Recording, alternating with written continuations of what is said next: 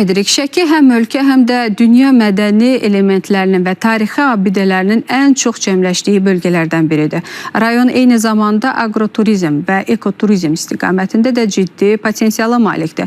Təsadüfi deyil ki, Şəki Zaqatala iqtisadi bölgəsində bu rayonla yanaşı Oğuz, Qax, Zaqatala və Balakəndə bu formatda çoxsaylı agroturizm məkanları fəaliyyət göstərir. Əsas hədəflərdən biri təkcə yaz-yay fəslində deyil, ilin bütün fəsillərində yerli və xarici turistləri belə əsrarəngiz məkanlarla tanış etməkdir.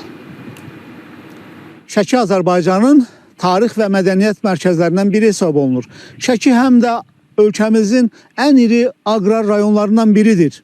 Təsadüfi deyil ki, Cənubi Qafqazın ilk agroekoturizm bağı da bu rayonda fəaliyyət göstərir. Layihənin yaradılmasında məqsəd aqrar turizm imkanlarının yerli və xarici turistlərə tanıdılmasıdır. Qonaqlar ilin bütün fəsillərində aqro və ekoturizm mərkəzlərinə baş çəkərək buranın iqlimi, bitki və heyvanat aləmi ilə yaxından tanış ola bilərlər.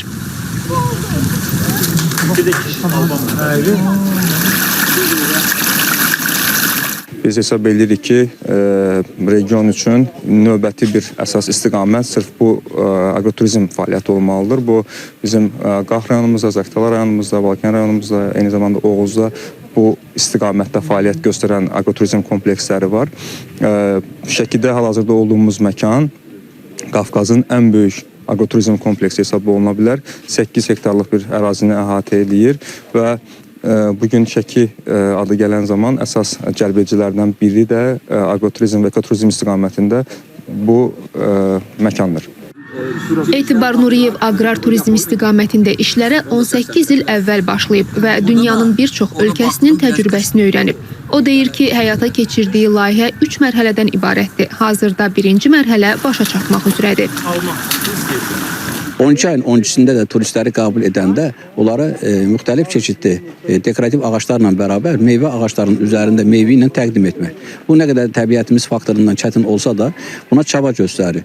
Hələ ki 10 ayı əhatə etmə elə bilirəm ki, öhdəsindən gəlmişik ki, 10 ay müddətində insanlar bura daxil olanda gözəlliklə, istirahətlə bərabər naturada ağacdan meyvə üzmə şansları da var.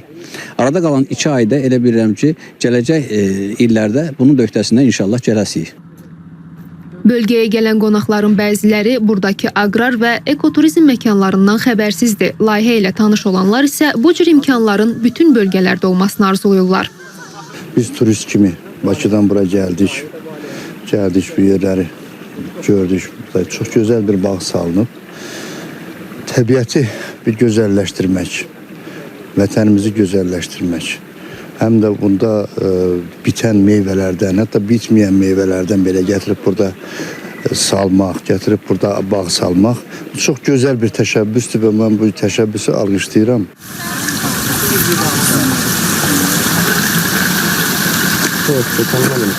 Sözün üçün mən xarici ölkələrdə dost tanışım belə yerlərə getməsini eşitmişdim. Bilmirdim ki, bizdə var. Bayaq orada baxdım, orada çiyələklər var, İtaliyadan gətirilmə və gilas ağacları var ki, onlar salxımsız yetişirlər. Mütləq inşallah sezonda da gəlib o salxımsız gilaslardan rəfiqələrimlə bir yerdə yeyəcəyəm.